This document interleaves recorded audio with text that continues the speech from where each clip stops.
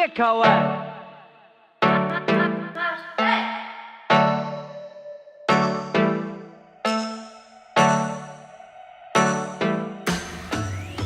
Alltaf flotið hérna í kriganum í gæði sko. Þetta var, mér leist ekki á þetta. Við vorum hérna á æfingu. Ég, Freki bróðir, Brynja Ben, Háki Hall, við köllum okkur Hrikinn. Við erum hrikalegir í krigan. Svo bara heyrum við hvort það hefði verið Auður eða eitthvað sem vinnur inn í húsinu. Það hefði bara rakað upp öskur hérna. Það var bara allt bara að flæða sko. Þannig að auðvitað það var mikil asa hláka út allt og brunndælurnar sem er geggjað orðbæði, brunndælur, en brunndælurnar sem voru hérna yfirfullar og klakinn að fara af vellum. Þannig að það kom bara fossað af vellurum og niðurfallið hafði ekki undan, byrjaði að leka inn í krigan.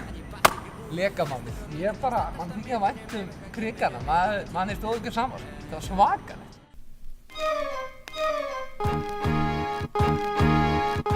Lagið Lost. Þetta er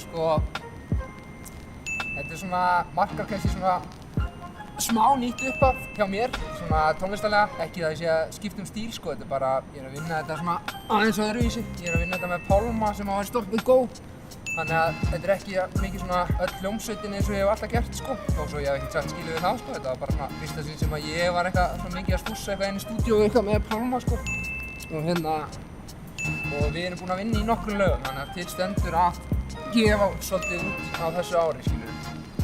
Og lagið Lost er svona bara svona mjög kósí, svona flæðandi lag, þar sem að þú ert bara eins og þú sést okkur fallegri á bara svona að seitlast niður eitthvað.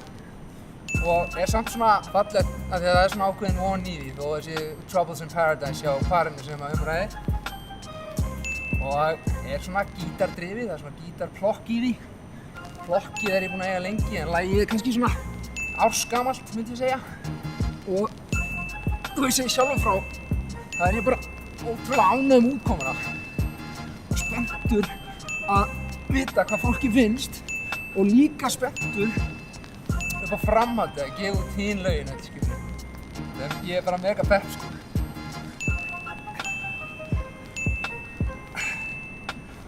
Hvað er ég góð margar? Þú veist að fara að slá ykkur landsmetum.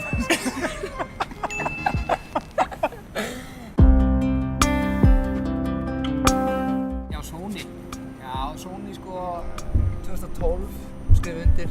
Síðan ákvað ég 2014 að rifta samningnum sko, því að þeir voru ekki búin að gera mikið. En eftir á hyggja, þá er þetta náttúrulega kemur þetta eiginlega bara á báðum áttum sko. Sony megin, þá varstu með sko Bryant Reed sem er bróðir L.A. Reid sko, L.A. Reid var hann CEO hjá Epic, algjört legend. Og Bryant þessi, hann uppgötvaði Usher og svona alveg bara fínt CV, en hann á ekkert endilega verið í þessum bransa þannig sko og hann var alltaf svona einhver milliliður, þannig að ég var aldrei kominn með einhvern svona minn mann inni í Sony, þannig að allt varð ógeðslega langt og erfitt. Svo á hinn bóginn þá held ég að ég hafi ósjálfrátt tekið skref tilbaka af því að bara nokkrum vikum eftir ég skrifaði undir þá var Hafdís Björk kona mín ólétt af Jóni Tryggva, semst okkar fyrra barni sko. Að ég er nú smá örlaga trúar sko, það er eftir á hyggja held ég að einhver sem er að skrifa handritið þessu öllu saman hafi bara, heyrðu, þú er búinn að fá þína viðurkenningu hérna, en þú átt að vera svona fjölskyldumaður meðfram því að vera skemmtikraftur. Þannig að ég tók það bara algjörlega á kassan og svona pæli mikið í bara hamingju og vellíðan og heilsu og ég held að ég sé algjörlega á réttri hillu hvað það varðar að svona maxa í hamingju og vellíðan sko.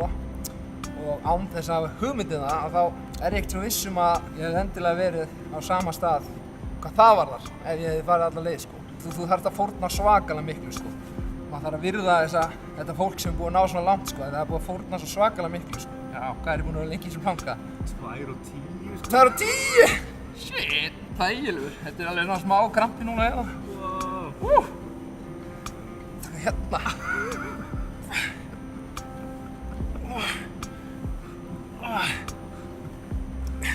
Hvað er komið? Það er 30 sko. Æ, hætti þessu. Já, ég held að. Já, nú eru skórnir komnir á hilluna, þannig að án þess að ætla að vera of yfirlýsingaglaður og þá er þetta endanlega ákvörðun, já. Maður þarf samt sem áður að hugsa skrokkinn. Ég þarf að finna mig núna bara einhvern svona metnaðarfullan bumbubólla.